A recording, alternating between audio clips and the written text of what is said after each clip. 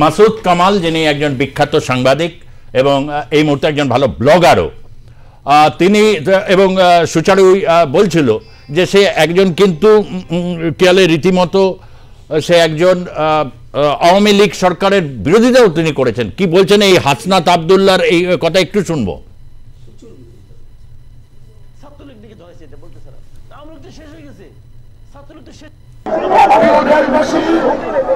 আপনারা জানেন আমাদের এই জুলাই গণ অভ্যুত্থানের পরে এই অভ্যুত্থানকে অনেকে মেনে নিতে পারে না। সেজন্য সচিবালয়ে, পুলিশে, বিচার বিভাগে বিভিন্ন সময় আমাদের বিরুদ্ধে ষড়যন্ত্র চলে। যারা সচিবালয়ে আমাদের বিরুদ্ধে ষড়যন্ত্র করছেন, আপনাদেরকে বলতে চাই, আপনারা রিয়েলিটি মাইনে নেন। আপনাদের আম্মু আর দেশে ফিরবে না। আমরা যাকে সীমান্তের উপরে পাঠিয়েছি, এই খুলনা দেশে পুনর্বাসন হবে না। 5ই আগস্ট পরবর্তী বাংলাদেশে আমাদের আর কোন শত্রু নাই। আমাদের একমাত্র শত্রু এই আওয়ামী লীগ। আওয়ামী লীগের বিরুদ্ধে আমি অনেক লোককে বলতে দেখি যে আওয়ামী লীগ অপ্রাসঙ্গিক হয়ে যাবে, হ্যান হবে। এই যে হাসনাত আবদুল্লাহ বলছে আওয়ামী লীগ বুঝে, আওয়ামী লীগও বুঝে না, অপ্রাসঙ্গিকও বুঝে না। আওয়ামী লীগ একটা বিরাট দল, আওয়ামী লীগ একটা বিরাট দল। এরা কোন কোন মানে স্বপ্নের জগতে বাস করে। এরা মনে করে আজকে একটা ডিক্লারেশন দেবো, আওয়ামী লীগ শেষ হয়ে যাবে। আচ্ছা, ওই যে আওয়ামী লীগ শেষই হয়, সচিবালয়ে আগুন ধরছে, সবাই বলতেছে নাকি আওয়ামী লীগ ধরাইছে, ছাত্রলীগ নাকি ধরাইছে, এটা বলতেছে। আওয়ামী লীগ তো শেষ হয়ে গেছে, ছাত্রলীগ তো শেষ হয়ে গেছে। তাহলে এখনো তো আওয়ামী লীগ তো ভূত হয়ে আপনার ঘাটের মধ্যে চাইপা আছে। আওয়ামী লীগের ভূত তো আপনি ঘাট থেকে নামাতে পারছেন না। যে ভূত আপনি ঘাট থেকে নামাতে পারেন না, সেটাকে আপনি নিশ্চিত করে দিবেন কেমনে করে ভাই? সেই দলকে আপনি অপ্রাসঙ্গিক কেমনে করে করবেন? আওয়ামী লীগের ভূত ঘাড়ে চেপে বসেছে। বাংলাদেশে ভালো ওঝাই নেই যে আওয়ামী লীগের ভূত ঘাট থেকে, হাসনাতের হাত থেকে, নাদুস নুদুস সমন্বয়ক ওর ঘাট থেকে নামাবে, ওরকম ভালো ওঝাই তো নেই। সেটাই মাসুদ কামাল বলতে চাইছিলেন। সেটা হচ্ছে সুজিত দা যে কথাটা বলছিলাম, যে ওই সংবিধানকে কবর দেবে, এই হাসনাতই তো বলেছে। আর মুখে দেশে ফিরতে দেবে না। হ্যাঁ, দেশে ফিরতে দেবে না। আরে ওটা ওর দেশ নাকি? ও কোথায় নিজে থাকবে নিজেই জানে না, বুঝতে পারছে না। বাচ্চা ছেলে তো, ভবিষ্যৎ পড়তে পারছে না। অনেক অভিজ্ঞতা থাকলে মানুষ একটা ভবিষ্যৎ পড়তে পারে, এদের কোনো ভবিষ্যৎ পড়ার অভিজ্ঞতাই নেই। দ্বিতীয়ত যে কথাটা আপনাকে বলছিলাম সেটা হচ্ছে যে এই যে জুলাই বিপ্লবের ঘোষণাপত্র দেবে বললো, দিয়েছে।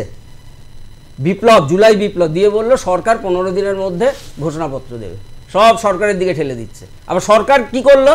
সরকার বলল যে সবার সাথে আলোচনা সাপেক্ষে জুলাই গণ অভ্যুত্থানের ঘোষণাপত্র দেবে, বিপ্লব শব্দটা বাদ। যেটা আপনি প্রথম থেকে বলছিলেন, বিপ্লব তার একটা ম্যানিফেস্টো থাকে, তার একটা ঘোষণাপত্র আগেই থাকে যে কি লক্ষ্যে বিপ্লবটা হচ্ছে, কি লক্ষ্যে বিপ্লব, বিপ্লব হয়ে যাওয়ার পর ঘোষণাপত্র দেবে হাসনাত। এরা সমস্ত হয়েছে। আমি আসবো আপনার কাছে একটু, দেবাশিস চৌধুরী, আপনার কাছে প্রারম্ভিক আরেকটা বক্তব্য। এই যে চিন্ময় কৃষ্ণ দাস ব্রহ্মচারীকে কিসের এত ভয়? 7%, আমরা 90% ইসলামের দেশে, মুসলমানের দেশে একটা 7% যারা সামান্যভাবে করে, মূলত চাকরিজীবী। আর যারা ছোটোখাটো দোকানদারি বা এর উপর কোনো রকমের বেঁচে রয়েছে, তাদের তো দোকানপাট সব পুড়িয়ে দিয়েছে বেশিরভাগই আজ রয়েছে। তা এইরকম একটা জায়গায় এই সমস্ত মানুষদের নিয়েই কিছু লোক ইস্কনে যায়, কিছু লোক পুণ্ডরিক ধামে যায়, কিছু লোক যায় দুবেলা খাবার জন্যে। বহু গরিব মুসলমান যেরকম মাদ্রাসায় পড়াশোনা করে বা মসজিদের উপর নির্ভরশীল থাকে, এরকমই তো তার উপর তাকে দেশদ্রোহিতা দিয়েছে এবং একের পর এক বেল প্রতিদিন খারিজ হচ্ছে। এই যে পরিস্থিতি, এ বাংলাদেশকে কি আগামী দিনে ডুবিয়ে ছাড়বে? দেখুন দাদা একদম সঠিক কথা বলো, বাংলাদেশ বলে কোনো দেশ নেই, সত্যিই নেই। কারণ আপনাদের এই কার্যক্রম আগেও, দাদাও ছিল, আমরা একসঙ্গে ছিলাম, আগেও আপনাদের এখানে প্রতিবেদন মানে একটা বক্তব্য রেখেছি। সেটা হচ্ছে বাংলাদেশ মূলত তিনটে, ওর মধ্যে চেতনা আছে, 3 রকমের বাংলাদেশ। একটা মুক্তিযুদ্ধ বাংলা, ভাষা আন্দোলনের বাংলাদেশ, একটা ইস্ট পাকিস্তানের একটা অংশ থেকেই গেছে, রাজাকার খান সেনাদের যে বাংলাদেশ, সেটা এখন জামাতের রূপে দেখা যাচ্ছে। আর একটা আওয়ামী লীগ, মানে মুজিব ফ্যামিলির একটা বাংলাদেশ আছে, তার ফ্যান ফলোয়িং। সত্যি বাংলাদেশ এমন একটা ফ্লাক্সের মধ্যে দিয়ে যাচ্ছে যে তিনটে বাংলাদেশের মধ্যে সংঘর্ষ চলছে, তিনটে বাংলাদেশের মধ্যে সংঘর্ষ চলছে। আর মনে রাখতে হবে এই তিনটে যে বাংলাদেশ আছে এর মধ্যে দুটোর মধ্যে হিন্দুদের অবস্থান খুব গুরুত্বপূর্ণ অ্যাজ র্যাডিক্যাল। একটা কেমিক্যাল রিয়াকশন আমরা জানি মেন এজেন্টের রিএজেন্টের সঙ্গে র্যাডিক্যালের খুব ক্যাটালিস্টের খুব কাজ থাকে, একটা ক্যাটালিস্টের কাজ করে হিন্দু সমাজ কিন্তু বাংলাদেশে, কারণ ওদের মধ্যে থেকেই লেখাপড়া জানার সমাজটা আসে, চাকরিজীবী সমাজটা আসে, ব্যবসা বাণিজ্যের সমাজটা আসে।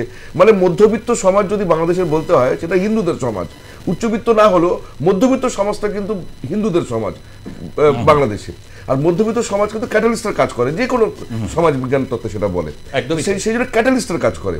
এবার বাংলা ভাষা আন্দোলন মুক্তিযুদ্ধের যে বাংলাদেশ সেখানে হিন্দুদের অবস্থান আছে, আওয়ামী লীগের মেন ভোটার হিসেবে হিন্দুদের অবস্থান আছে, মুজিবুর ফলোয়ারদের মধ্যে হিন্দুদের একটা জায়গা আছে। হিন্দুদের শুধু জায়গা নেই বাংলাদেশে, সেটা হচ্ছে এই রাজাকারদের যে বাংলাদেশটা, জামাতে যে বাংলাদেশ, সেখানে হিন্দুদের ওই জায়গাটা সংঘাতটা হচ্ছে, কেননা তিনটে বাংলাদেশ নিজেদের মধ্যে সংঘর্ষ করছে। আর সেখানে হিন্দুদের অবস্থান খুবই ক্যাটালিস্টের মতো গুরুত্বপূর্ণ। আর ইসকনের অবস্থানটা বিশেষভাবে গুরুত্বপূর্ণ, কারণ ইসকন যেই ধরনের লিবারাল হিন্দুইজম আমরা মানে আলোচনার সাপেক্ষে বলি, একটা কট্টর হিন্দুত্ব হতেই পারে, এটা হতেই পারে আলোচনার সাপেক্ষে যে একটা অ্যাগ্রেসিভ হিন্দুত্ব আছে, কিন্তু ইসকন তো অ্যাগ্রেসিভ হিন্দুত্ব নয়। ইসকন একটা সমন্বয়কারী, একটা সেবামূলক, প্রেম ভালোবাসার একটা মতাদর্শ। এই মতাদর্শ জামাতের যে অ্যাগ্রেসিভ ইসলামিক র্যাডিক্যালিজম সেটাকে কিন্তু চ্যালেঞ্জ করে, প্রত্যক্ষভাবে না করলেও পরোক্ষভাবে করে। যেটা আপনার কথার মধ্যে ছিল যে গরিব মুসলমানরা ওখানে সেবা পায়, গরিব মুসলমানরা ইসকনে গিয়ে একটা আশ্রয় পায়, গরিব মুসলমানরাও এই জামাত জিহাদিদের অ্যাগ্রেসিভ, তাদের একদম পুরো গোড়ামিটা ভালোবাসে না। কারণ একটা বাংলাদেশের চেতনা অবশ্যই আছে, লালন ফকির সুফি মতাদর্শের একটা মানে যেটা ফকিরদের যে বাংলাদেশ, মানে এই কারণে ফরাদ মাজার কিন্তু বলেছিল যে চিন্ময় কৃষ্ণ দাস ব্রহ্মচারী ও ভালো ছেলে, চিন্ময় ভালো ছেলে। চিন্ময়ের সাথে আমি কতবার কথা বলেছি, ফরাদ মাজারের মতো যে একজন রাষ্ট্রনায়ক, যিনি এই সুফিজমের একজন বড় প্রবক্তা। ইসকন তাদের ভাষা হয়ে দাঁড়ায়, ইসকন তাদের জন্য একটা প্ল্যাটফর্ম হয়ে দাঁড়ায়। ইসকন সামগ্রিকভাবে যারা একটু লিবারেল মুসলিম, গরিব মুসলমানদের মধ্যে যারা গরিব মুসলমানরা খাওয়া দাওয়া নিয়ে ব্যস্ত, মানে রুটি কাপড়া নিয়ে ব্যস্ত, তাদের এই জিহাদ জামাতের গোড়ামি ওদের কারোই পছন্দ না। হিন্দু সমাজের মধ্যে গোড়ামি পছন্দ করবে না গরিব মানুষ, ওখানেও করবে না। তো সেই জন্য ইসকন একটা প্ল্যাটফর্ম, সেই প্ল্যাটফর্মটাকে ভাঙতে চাইছে। কারণ ইসকনের একটা বিশেষ গুরুত্ব আছে, হিন্দু সমাজের একটা ক্যাটালিস্ট হিসেবে একটা রোল আছে। তো এই সামগ্রিকভাবে জামাত বুঝেছে যে আওয়ামী লীগকেও যদি একটু উইক করতে হয়, যেটা আপনি প্রতিবাদে বলে আওয়ামী লীগকে উইক করা খুব কঠিন, আর এই যে মুক্তিযুদ্ধের যে বাংলাদেশ সেটাকে যদি নষ্ট করতে হয়, যেটা দাদার কথার মধ্যে আসলো যে ওরা সংবিধান পাল্টে দেবে, কবর দেবে, তার মানে ওরা মুক্তিযুদ্ধের যে লেগেসিটা আছে, ভাষার লেগেসি আছে, ওটা করে ভাঙতে চাইছে। ওরা আরবি, ফার্সি, উর্দু, যেটা মানে জামাতি যে লেগেসি, ওটাকে প্রাধান্য দিতে চাইছে। তো সেখানে হিন্দুদের দমন করাটা খুব মানে ওদের জন্য অবশ্যম্ভাবী হয়ে দাঁড়াচ্ছে। আমি সেই জায়গা থেকে, আপনি যেমন হিন্দু মধ্যবিত্ত সমাজ, আমি তো এটা মনে করি ডক্টর ইউনূস বা তার কিছু কার্যক্রমে তিনি দারিদ্র এলিভেট করে নিয়ে এসেছেন, বিতর্কিত হয়েছেন, সে প্রশ্ন অন্য। কিন্তু বাংলাদেশে যেরকম তৌহিদ হাসানের মতো লোক বা যতই বিতর্কিত হোক এই যে আসিফ নজরুলের মতো লোক, তারা তো মিডল ক্লাস বেঙ্গলি মুসলিম সেই আইডেন্টিটি থেকে এসছে, তারাও চুপ। না দেখুন, আজকে মোহাম্মদ ইউনূস যেটা করেছে, যেটা মানে খুব ওনার করা ঠিক হয়নি। উনি যেই মাপের মানুষ ছিল ওটা উনি একদম পাপেট হতে রাজি হয়ে গেছে। কিছু অসাধু শক্তিদের, মানে যারা পুরোপুরি ফান্ডামেন্টালিস্ট, যাদের কোনো লজিকে যারা কাজ করে না, এই জামাত জিহাদরা কোনো লজিকে কাজ করে না, এরা মানে উর্দুতেই বলে লকিরের ফকির, মানে লকিরের ফকির, মানে বাস ওই অক্ষরে, মানে একদম আক্ষরিকভাবে ওরা ইসলাম করবে, যেটা তালিবান হোক বা আইসিস হোক বা দায়েশ হোক, সেরকম এরা। তো মোহাম্মদ ইউনূসের মধ্যে মানুষ তাদের যে হয়ে পাপেট হবেন এটা ওনার কাছে প্রত্যাশিত ছিল না, কিন্তু উনি যেহেতু এভাবে সারেন্ডার হলেন, এখন ওনাকে তো ভুগতে হবে এর কনসিকুয়েন্সেস। এবং অবশ্যই কনসিকুয়েন্সেস এটা হতে হবে। তার কারণ হচ্ছে ভাবিয়া করিও কাজ, করিয়া ভাবিও না। ডক্টর ইউনূস, মোহাম্মদ ইউনূসের এটা ভাবা ছিল, উনি ভেবেছিলেন হয়তো এদেরকে চেঞ্জ করা যাবে, স্বভাব বদলানো যাবে না। তার কারণ এটি একটি মতাদর্শের উপর দাঁড়িয়ে আছে, জামাত হোক, হিজবুত তাহরিক হোক, তার একটা মতাদর্শের উপর দাঁড়িয়ে আছে।